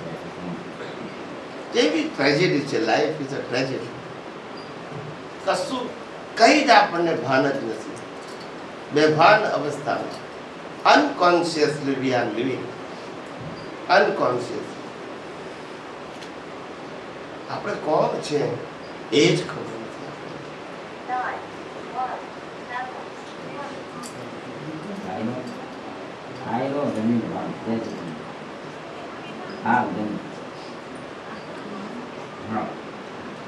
એટલે કહેવાનો મતલબ એટલી બધી ઘોર અજ્ઞાનતા છે. કે આપણને હકીકત જ કરવું. એટલે કર્મ બાંધવાનું કામ લાઈવ પ્રતિષ્ઠિત આત્મા કરે છે, લાઈવ ઈગો કરે છે. બધા અલગ અલગ નામ છે. The message and meaning is the same. હવે ત્રીજો ફેઝ કહી દો, કુદરત, કુદરતી કાનૂન અને કુદરતી રચના. હું મારા ઘરે કુદરત, કુદરતી કાનૂન બોલું છું ને, એનો જવાબ આપું. કુદરત, કુદરતી કાનૂન અને કુદરતી રચના.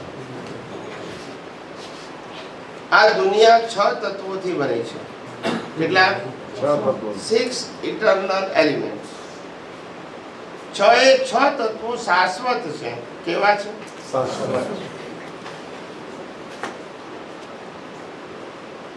એ 6 તત્વોનું એક નામ કુદરત. એ તત્વો ક્યારે વધતા નથી અને ઘટતા નથી. એનો બિગિનિંગ પણ નથી અને અવસ્થા બદલાયા કરે પણ તત્વ તેનું સમજાય છે. એવા 6 તત્વોથી આ દુનિયા બનેલી છે. આ મન વચન કાયા પણ 6 તત્વોના જ બનેલા છે. પહેલું તત્વ છે ચેતન, જેને આપણે આત્મા કહીએ છીએ. બીજું તત્વ છે જળ, જેને આપણે મેટર કહીએ છીએ. જળ તત્વ એ પરમાણુ સ્વરૂપ છે ને અવસ્થા સ્વરૂપે એને સાધન કહીએ છીએ. પણ અનંત પરમાણુઓથી બનેલું છે. એ પરમાણુ પરમેનન્ટ, અવસ્થા પહેલું ચેતન તત્વ, જન્મ મરણ અનેક, આત્મા તેનો ચેતન તત્વ, જળ તત્વ. ત્રીજું આવે ગતિ સહાયક. શું આવ્યું? ગતિ સહાયક તત્વ. ગતિ સહાયક એટલે મોશન.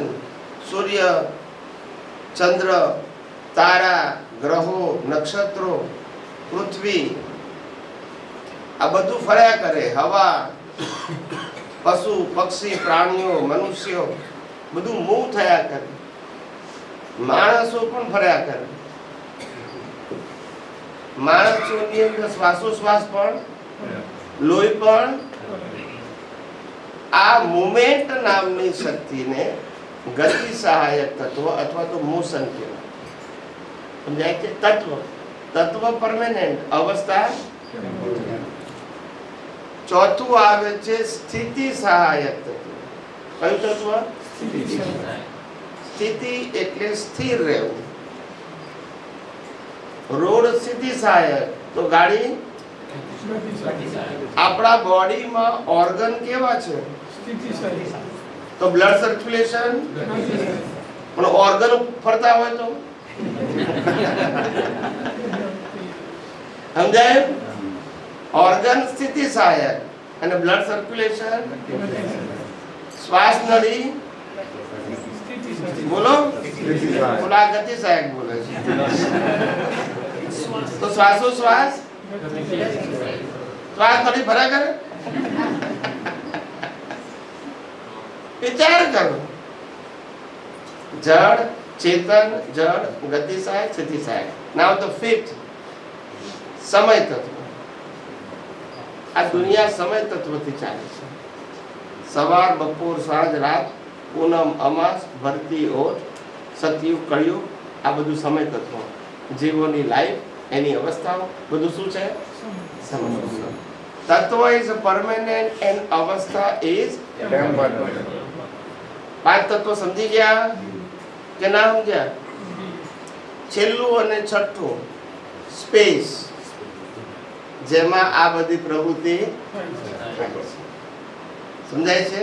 સ્પેસ. આપણા બોડીમાં સ્પેસ કરી બહુ વિચાર કરે છે કે નહીં? વિચાર 2-3 દિવસ પછી જવાબ આપીશ. સ્પેસ ના હોય તો હવા લેવાય, પાણી પીવાય, ખવાય, બ્લડ સર્ક્યુલેશન થાય. સ્પેસ ના હોય તો થાય. પણ તો કેટલું સારું પડે છે. સીધા પ્રશ્નનો જવાબ, કારણ કે આ બાબતમાં ચલાવી જ નથી ને કોઈ દી, બધી રિઝર્વ રાખી છે. ચલાવે તો કામ લાગે ને, આ તો કે 2-5 દફતર પછી કામ લાગશે, અત્યારે રિઝર્વ રાખો સ્ટોકમાં. આજે ઇગ્નિશન આપી દીધું પણ ગમે. હે આજે ઇગ્નિશન આપી દીધું, હવે આજથી ચાલશે. એટલે આ રીતે દુનિયા 6 તત્વોથી બની છે. આ મન વચન કાયા પણ 6 તત્વોના જ બનેલા છે. માટે પિંડેશો બ્રહ્માંડ અને બ્રહ્માંડેશો પિંડ અને બ્રહ્માંડમાં તત્વ રૂપે કોઈ અંતર નથી. સમજાય છે? અને એ 6 તત્વો છે, સનાતન તત્વો છે, એ કયા આધારે એક્ટ કરે છે? તો કે લો ઓફ કુદરતનો કાનૂન. એ કુદરતના 6 તત્વો કુદરતના કાનૂનથી ચાલે છે. સમયસર જ દિવસ થાય, બપોર થાય, સવાર થાય, સાંજ થાય, રાત થાય, ઉનાળો, શિયાળો, ચોમાસું, પૂનમ, અમાસ, ભરતી, ઓટ, બધું ટાઈમ સર જ થાય. સૂર્યગ્રહણ, ચંદ્રગ્રહણ, કશું રેન્ડમ નહીં. બોલતા નથી. યસ કે નો? એક્ઝેક્ટ. તમે એડવાન્સ પણ કેલ્ક્યુલેશન કરીને કહી શકો એટલો લો ઓફ નેચર પરફેક્ટ છે. અને આપણા જીવનના બધા સંજોગો પણ કુદરતી કાનૂન પ્રમાણે છે. કોનો કાનૂન? કર્મ તમે કરો, અને કર્મનું ફળ કોણ નક્કી કરશે? બોલો. એનું નામ લો ઓફ નેચર. એટલે રામકૃષ્ણ મહાવીરને પણ છોડે. કુદરતનો કાનૂન બધા માટે કેવો છે? એક જ સમાન. જુદો જુદો કે અલગ અલગ. સમજાય છે બધાને? એટલે આ 6 તત્વોથી દુનિયા બનેલી છે. 6 તત્વોથી મન વચન કાયા બનેલા છે. 6 તત્વોથી કુદરતના કાનૂનથી દુનિયા ચાલે છે. મન વચન કાયા પણ કુદરતના કાનૂનથી ચાલે છે. આ કુદરત અને કુદરતી કાનૂનથી બનેલી બધી જ અવસ્થાઓ, આ બધું સૂર્ય, ચંદ્ર, તારા, ગ્રહો, નક્ષત્રો, પહાડ, નદીઓ, સરોવરો, વનસ્પતિ, જંગલો, એ બધું કુદરતી રચના છે. એ મન વચન કાયાની અવસ્થા પણ કુદરત, કુદરતી કાનૂન અને કુદરતી આ દુનિયા પણ કુદરત, કુદરતી કાનૂન અને કુદરતી રચનાથી ચાલે છે. આ મન વચન કાયા પણ કુદરત, કુદરતી કાનૂન અને કુદરતી રચનાથી. પિંડેશો બ્રહ્માંડે. માટે કુદરત, કુદરતી કાનૂન, કુદરતી રચના સમજવું as a thinker human is required. Without the know of the fact, you can't achieve the goal of ultimate peace or happiness. It is not possible for any living being creature. સમજાય છે? રામકૃષ્ણ મહાવીરને પણ આ વિજ્ઞાન સમજાયા વગર મુક્તિ ના થાય. It is compulsory. ત્યાં સુધી અજ્ઞાન જાય, ત્યાં સુધી અજ્ઞાનથી જન્મ મરણ થાય, મુક્તિ ના મળે.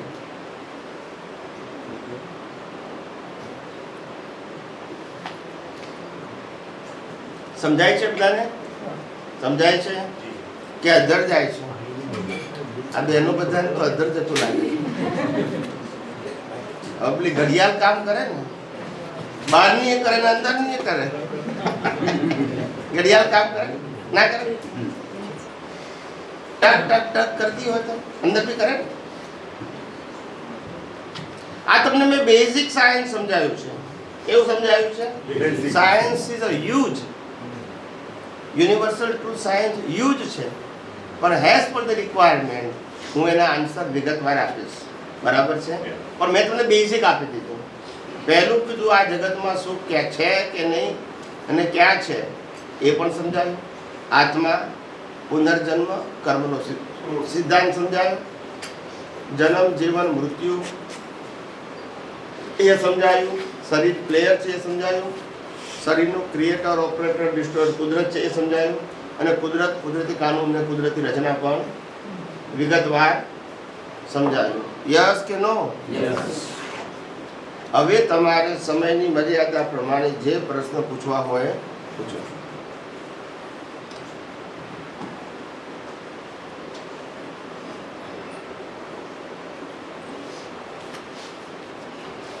જે પૂછવા હોય પૂછો. હવે એટલે સુખ મેળવવા હોય તો શું કરવું જોઈએ? હે આપણે સુખની વાત કરીએ તો એ સુખ મેળવવું હોય તો આપણે શું કરવું જોઈએ? સુખ મેળવવા માટે Recording in progress. સુખ જેનો સ્વભાવ છે એવો આત્માની અનુભૂતિ કરવી પડે, અને આત્માની અનુભૂતિ કરવા માટે આ જગતનું જે રિલેટિવ સત્ય છે, જે કુદરતી કાનૂન અને કુદરતી રચનાઓ પર આધારિત છે, જેમાં મન વચન કાયા જન્મ જીવન મૃત્યુ આવી ગયું, એ જ્યાં સુધી યથાર્થ રીતે અનુભવમાં નહીં આવે ત્યાં સુધી આ જગત જે 5 ઇન્દ્રિય અને બુદ્ધિથી સમજાય છે રિલેટિવ સત્યથી, એની અંદર જ ફસાયેલા રહેવાનું. માટે આધ્યાત્મ વિજ્ઞાને તમામ પ્રકારના રિલેટિવ સત્યને અજ્ઞાન કર્યું. કયા સત્યને? રિલેટિવ સત્ય એટલે 5 ઇન્દ્રિયોથી અનુભવાય છે તે. એ બધું શું છે? રિલેટિવ સત્ય ઇઝ ઇક્વલ ટુ અજ્ઞાન. એ અજ્ઞાનને કાઢવા માટે nature, law of nature and nature create the circumstances, આ 3 વસ્તુ સમજો તો પેલું અજ્ઞાન જશે. અજ્ઞાન જશે તો આત્મા ઉપરના આવરણો બધા, કારણ કે અજ્ઞાન એ જ આવરણ છે, બીજા કોઈ ફિઝિકલ આવરણ નથી. કર્મો બંધ આત્માના આવરણ નથી, પણ અજ્ઞાન એ આવરણ છે. ફેરથી સાંભળો, બાંધેલું કર્મ એ આવરણ નથી, પણ અજ્ઞાન એ સમજાય છે. એટલે કેવળ જ્ઞાન થયા પછી પણ લાઈફ તો હોય, પણ એ બાધા, કારણ કે અજ્ઞાન નથી. શું નથી? એ ભોગવટો છે, કર્મનો ભોગવટાને અજ્ઞાન નથી કહેવાતું. અજ્ઞાન એટલે કે આ જગતનું સનાતન સત્ય ન જાણવું અને રિલેટિવ સત્યને સનાતન સત્ય માનવું, એનું નામ એ અજ્ઞાન છે. ત્યાં સુધી કર્મ છે અને ત્યાં સુધી જન્મ મરણના ચક્કર ચાલે. અને એ અજ્ઞાન કાઢવાનું સાધન કુદરત, કુદરતી કાનૂન અને કુદરતી રચના દ્રષ્ટિમાં ફીટ કરવું, સંજોગોમાં એનો દ્રષ્ટિમાં ઉપયોગ કરવો, અને મન વચન કાયના અવસ્થાથી મુક્ત થઈ પોતાના શુદ્ધાત્મા પદને મજબૂત કરવું. બસ આ જ એક રસ્તો છે અજ્ઞાન કાઢવાનો અને શુદ્ધાત્મા પદને મજબૂત કરવાનો. બીજો કોઈ ચમત્કારિક રસ્તો નથી. આમાં બાહ્ય મન વચન કાયાની કોઈ મહેનત, આધ્યાત્મ વિજ્ઞાનની દ્રષ્ટિનો વિષય છે. શું છે? અજ્ઞાનતા દૂર કરવાથી આપણને આત્માનુભૂતિ થાય. અજ્ઞાન દૂર કરવાથી પહેલું થાય કેવળ દર્શન. જીરો કરીએ ત્યારે અજ્ઞાન જીરો થઈ જાય. ટૂંકમાં રિલેટિવ સત્ય કોઈ પણ પ્રકારનું આપણી દ્રષ્ટિમાં ન રહે, એ અજ્ઞાન જીરો થઈ ગયું. દુનિયામાં રહે કે નહીં એ આપણો પ્રશ્ન નથી, એ જીરો થઈ ગયું આપણી દ્રષ્ટિમાં. એને કેવળ દર્શન કહેવાય. એ કેવળ દર્શન થાય તો કેવળ જ્ઞાનનું બીજ પડે, પછી બીજું કોઈ કર્મ બંધાય, અને કેવળ જ્ઞાનના બીજથી નેક્સ્ટ બર્થમાં કેવળ જ્ઞાન રિઝલ્ટ રૂપે થાય, અને મુક્તિ પણ રિઝલ્ટ રૂપે થાય. પછી પુરુષાર્થ રહે.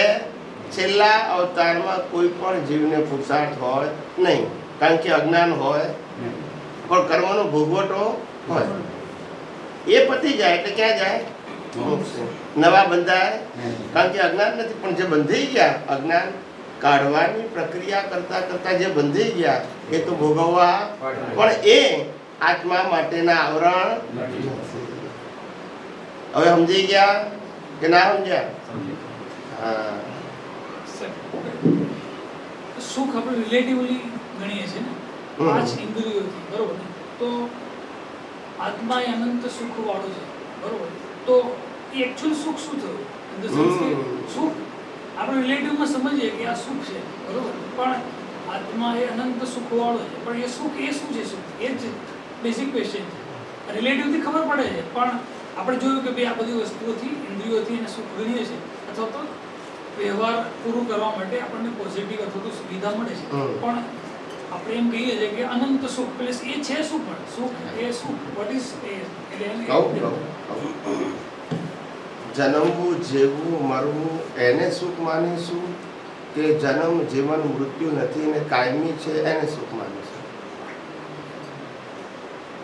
હવે એક એક પ્રશ્ન પૂછીને જવાબ આપો. પહેલા વિચાર ના કરો. હું અઘરા પ્રશ્ન નથી પૂછતો અને બુદ્ધિની વધારે જરૂર નથી. જ્યાં જન્મ, જીવન, મૃત્યુ છે એ અવસ્થાને તમે શું કહો છો? કે જ્યાં જન્મ, જીવન, મૃત્યુ નથી એવા અવિનાશી પદમાં સુખ હોઈ શકે. આ બેમાંથી તમે શું ક્યાં માનો છો? Select anyone. અવિનાશી. નંબર 2, પાપ પુણ્ય બાંધવું અને પાપ પુણ્ય ભોગવવું અને ઝીરો થઈને જવું, એમાં સુખ માનો છો? કે જેનાથી પાપ પુણ્ય ન બંધાય એવા જ્ઞાન દર્શનમાં સુખ માનો છો? Select anyone. ચાલો, સંસારમાં જન્મી અને પોતાની પરિવારની જવાબદારી સ્વીકારવી એને સુખ માનો છો? કે જેને સંસાર જ ઉત્પન્ન ના થાય, શરીર જ ઉત્પન્ન ના થાય અને પોતે પોતાના સ્વભાવમાં કાયમ માટે રહે એને સુખ માનો છો? બસ તો પછી સુખ ત્યાં જ છે. અહીં તો માનેલું છે બધું. સુખનો મતલબ when you feel the happiness through the 5 senses, it is a belief, it is not fact. સુખ મતલબ હોવાપણું, અનુભવવાપણું. પણ શેને અનુભવવાનું? પોતે પોતાને અનુભવે. પણ એમાં શું કેમ માનો છો? કારણ કે પારકું કોઈ છે જ નહીં. શું નથી? પારકું કોઈ છે નહીં. લેબર નથી, મેળવવાનું નથી, ગુમાવવાનું નથી, જન્મવાનું નથી, મરવાનું નથી, કોઈ જવાબદારી નથી, બોલતા નથી, સમજાય છે? કશું હાચવવાનું નથી, સમજાય છે? The status of the soul, when you realize, you feel the real happiness. આ બધી રિલેટિવ હેપીનેસ છે, માને. Real happiness is a nature of soul. It's not required any outside circumstances, any outside belief is not required. It is a nature. But જ્યાં સુધી અજ્ઞાન રૂપી relative belief તમારામાં છે ત્યાં સુધી સનાતન સુખ એવા આત્માનો અનુભવ એ જ આવરણ છે. સમજાય છે? સુખ ઇઝ નોટ અ ઇન્દ્રિય જ્ઞાન. એ ઇન્દ્રિયથી અનુભવવાની વસ્તુ નથી. એ માનેલું સુખ છે. કયું સાચું સુખ? સાચું સુખ એ આત્માનો સ્વભાવ છે. ઇન્દ્રિયોનો સ્વભાવ જ નથી. પછી શરીરનો સ્વભાવ, ઇન્દ્રિયોનો સ્વભાવ, વસ્તુનો, સાધનનો, સંપત્તિનો, સંબંધનો સ્વભાવ નથી. સમજાય છે? બીજું, આપણે જેમાં ઇન્દ્રિયો દ્વારા આ બધી વસ્તુ, વ્યક્તિ, સાધન, સંપત્તિ, સંબંધોમાં સુખ માનીએ છીએ, એ આત્મા ના હોય તો બોલતા નથી. એ માનેલું સુખ પણ આત્માની હાજરીને કારણે છે. સુખ દુઃખ બે, યસ કે નો? બાકી મરદાને બાળી નાખો તો દુઃખ પણ નથી, અને મર્યા પછી મિલકત લઈ ગયો તો પણ દુઃખ નથી. બોલતા નથી. અને આપો તો સુખ પણ નથી. મગન મરી ગયા પછી મગન ભાઈને 5 લાખનો ચેક આપું છું તો સુખ લાગે? અને 5 લાખ લઈ લઉં છું, દુઃખ લાગે? કારણ કે શું નીકળી ગયું? શરીર તો છે. એટલે માનેલા સુખ દુઃખ પણ આત્માની હાજરીને કારણે અજ્ઞાન છે એટલે છે. યસ કે નો? નહીતર એ નથી. Everything is center point is a soul. Centre point શું છે? સોલ નથી તો કશું. ને આપણે બધું શેમાં માન્યું છે? બધું ક્યાં છે? શરીરમાં. ત્યારે જ્ઞાની પુરુષ દાદા ભગવાનનું વાક્ય છે કે બધી ઉપાધિનું મૂળ મુહૂર્ત તું જ છે. એટલે આપણે કે હું એટલે કોણ? ચંદુલાલ. પણ ચંદુલાલ આયા ક્યાંથી? તો કે અજ્ઞાનથી. એ અજ્ઞાન જ બધા મૂળનું સંજોગો કારણ નથી. સંજોગો તો ફળ છે. ફળમાં શું કરવાનું? બીજ નાખો તો ફળ આવે કે ના આવે? તો કુદરતનું કામ છે. કારેલા વાવ્યા હોય તો કારેલાનું ફળ આવે કે ના આવે? પછી કાયલા વાવ્યા પછી કે હવે આંબાની કેરીઓ કેમ નહીં આવે? જે વાવો એ જ આવે ને. જંગલમાં થોરિયા વાવ્યા હોય તો શું થાય? પછી થોરિયા જ આવે. પછી કે કાંટા કેમ નીકળે? ત્યારે શું ગુલાબ આવે? જેવું વાવો એવું લડવાનું. સમજાય છે કે નથી સમજાતું? સ્વામીજી, હમણાં તમે એવું બોલ્યા હતા, મોટેથી બોલજો. હમણાં તમે એવું બોલ્યા હતા કે આ શરીરમાં આપણે ક્યાં છે, તો એનો જવાબ રહી ગયો છે. આપણા આ શરીરમાં આપણે આત્મા સિવાય કશું નથી. અને આત્મા નથી તો શરીર પણ એને નંબર દો. બોલતા નથી. આ મરી જાય એમાંથી શું નીકળે છે? તો તમે આત્મા ક્યાં છે તો નીકળ્યો ક્યાંથી? બોલતા અંદર ગયા વગર નીકળ્યો. નીકળે એવું કબૂલ કરતું પણ છે કબૂલ નથી કરવું. હવે કેવું ઊંધું જ્ઞાન છે કે છે નહીં પણ નીકળ્યો કરો કે આ કેવું સમજાય? જો આપણી બુદ્ધિ તો જુઓ કેવી છે, કેવી ભ્રાંતિ છે સાહેબ. હવે આવી બુદ્ધિ હોય આપણી પાસે, આમાં દશા પ્રાપ્ત થાય કે બે? સમજાય છે કે નહીં?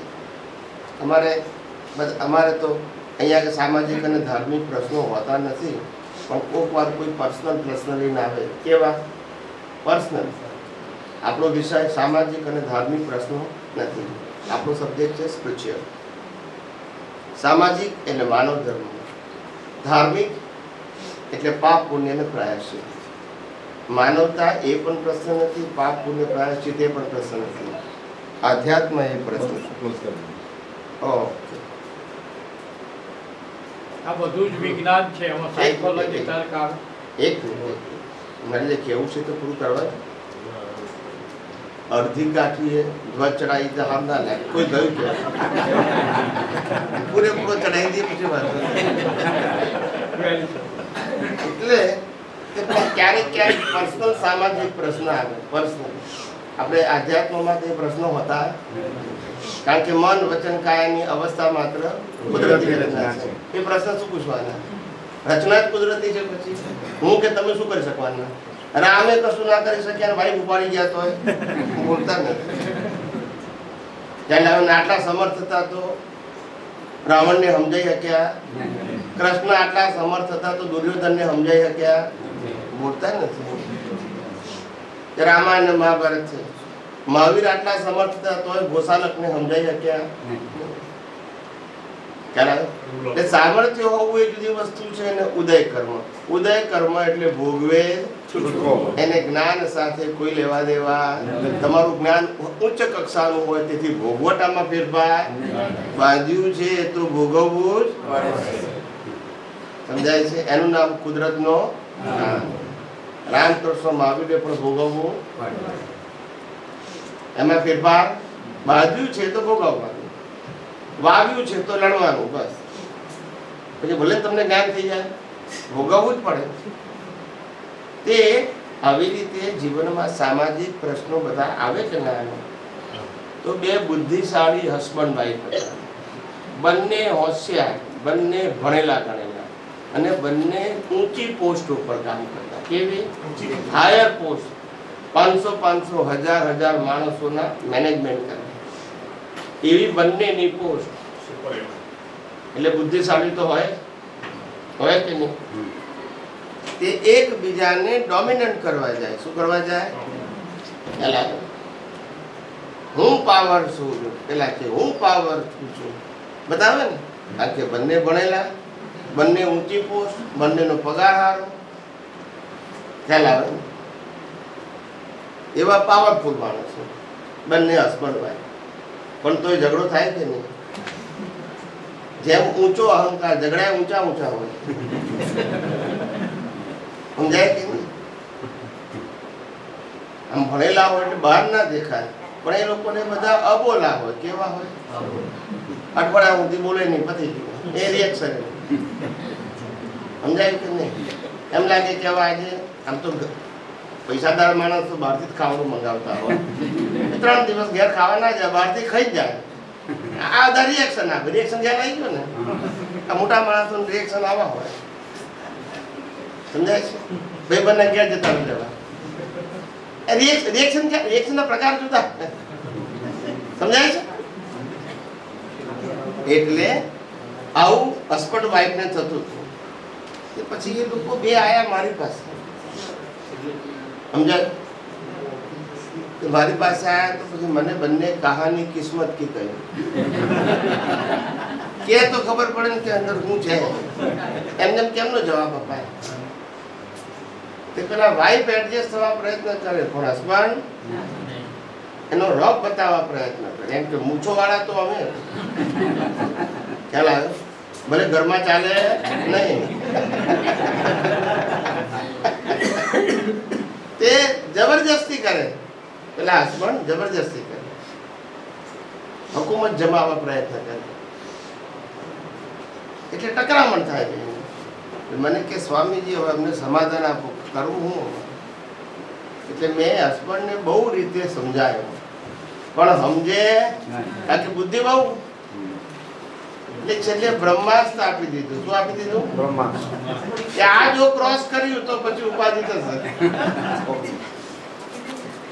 સાંભળજો, તે છેલ્લે બ્રહ્માસ્ત્ર આપ્યું. આ વાતો નહીં.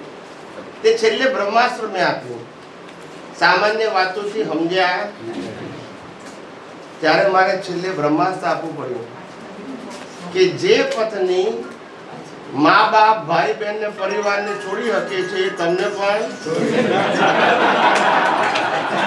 ના સમજાય. બધાને પાકું સમજે. હવે કાલથી ઘેરે કોઈ ના પડે તો સમજવું જોઈએ ને આપણે. એ આખા પરિવારને છોડે તમને ના છોડીએ. જેને જન્મ આપ્યો છે મા બાપને, જેની સાથે હર્યા ફર્યા રમ્યા છે ભાઈ બહેન ને છોડી શકે તો તમને ના છોડી શકે. સમજાય છે કે નહીં? એટલે વાત સમજવાની છે. વાત સમજવાની. એટલે હવે આપણે સમય થઈ ગયો છે. આપણે પ્રાર્થના કરી દઈએ. વાતો તો ઘણી બધી કરવાની પણ સમયની પણ મર્યાદા છે. એટલે પ્રાર્થના કરી દઈએ. આઈસ્ક્રીમ આવી ગયો છે એ ઓગળે પહેલા ખાઈ લઈએ. પ્રાર્થના કરી દઈએ. હે અંતર્યામી પરમાત્મા, આપ દરેક જીવ માત્રમાં બિરાજમાન છો. તેમજ મારામાં પણ બિરાજેલા છો. આપનું સ્વરૂપ તે મારું સ્વરૂપ છે. મારું સ્વરૂપ શુદ્ધાત્મા છે. હે શુદ્ધાત્મા ભગવાન, હું આપને અભેદ ભાવે અત્યંત ભક્તિ પૂર્વક નમસ્કાર કરું છું. અજ્ઞાનતાએ કરીને, અજાગૃતિએ કરીને, મિથ્યા જ્ઞાન મિથ્યા દર્શન સંબંધી દ્રષ્ટિથી જે કંઈ પણ દોષો થયા છે